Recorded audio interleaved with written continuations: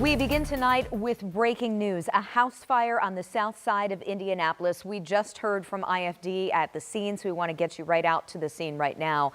Brandon Schaff is there live. Brandon, what can you tell us? Yeah, good evening, Jenny. I'm going to step out of the shot right away so you can see the visuals of this scene. Still a pretty active scene here over on Finley Avenue, the 1500 block over here. IFD responding to this. A lot of the neighbors in the area were outside of their home when I first got here, just taking it in and seeing exactly what was going on, describing the scene as really active with those flames coming out of the front of the house. That is what firefighters told us as well. We just spoke with IFD to get an idea of exactly what happened out here. They knew that there was a residential fire over here on Finley Avenue when they responded. They also knew that there was someone trapped inside, and so they had to go in. They confirmed to us there was a 2-year-old that was in there. There was a family of 5 living in that house. 2-year-old was inside the house, and so they had to go in and get the 2-year-old and get it out. Fortunately, they were able to do so.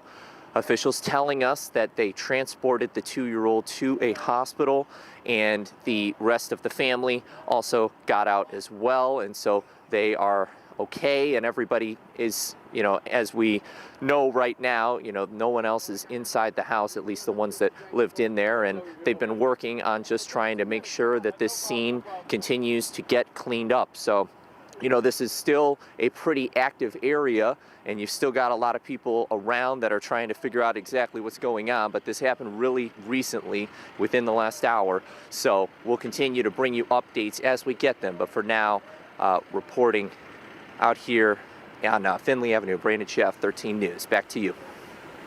All right, Brandon, thank you. And you can stay up to date on this story. Again, a 2-year-old rescued from a house fire on the south side tonight.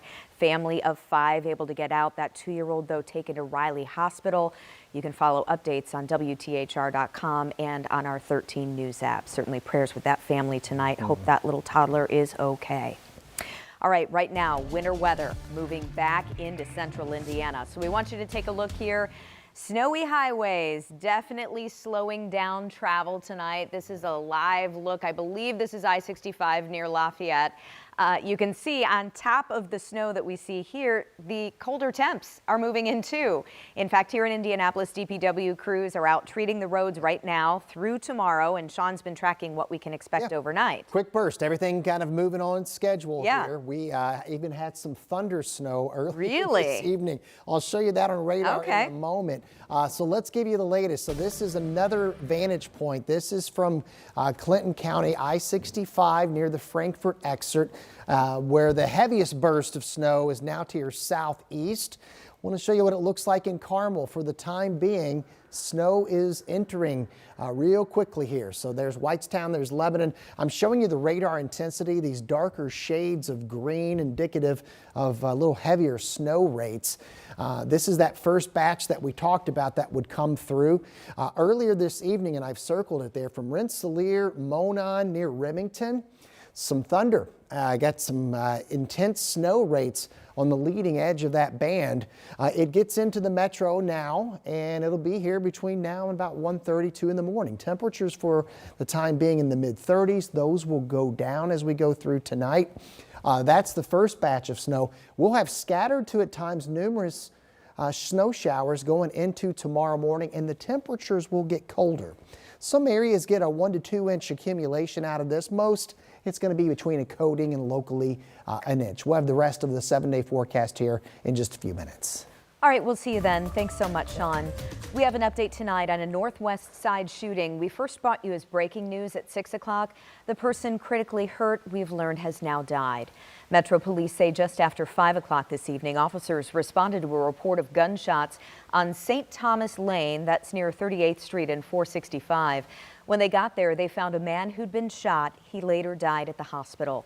No word yet on any suspects, but police do not believe this was a random act.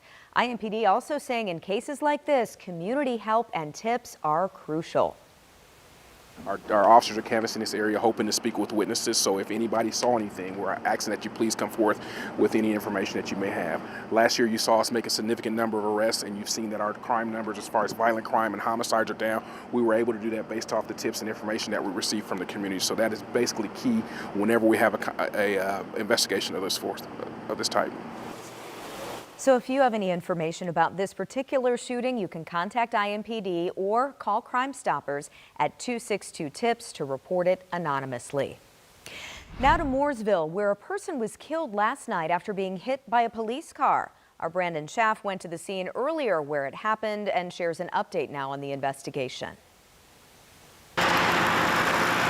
Cars traveling through this busy area of Mooresville, one day after a deadly crash on Indiana Street. Investigators say a Mooresville police officer hit and killed a pedestrian in the road. A Mooresville patrol officer was traveling northbound on Indiana Street when his patrol vehicle, made impact and struck a pedestrian in the roadway. It happened just after 11 on Friday night, just a few blocks away from the Mooresville Metropolitan Police Department. This is something you never want to see as a police officer. Mooresville police do have dash cams in their cruisers. The chief tells 13 News investigators pulled that video to see if it captured the crash. The chief also telling us the officer's body camera was not activated at the time. Meanwhile, the victim's identity has not been released yet.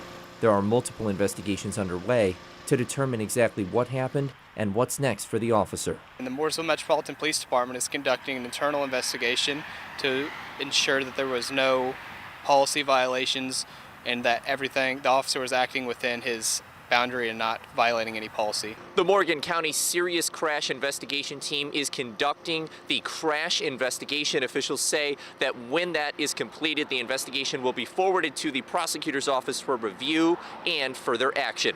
Reporting in Mooresville, Brandon Schaff, 13 News. 3 people are under arrest tonight after investigators say a party in Lawrence led to gunfire and then 2 police chases. Police say they responded to a party on East 42nd Street near Post Road and Pendleton Pike after hearing volleys of gunfire and getting gunshot detection alerts.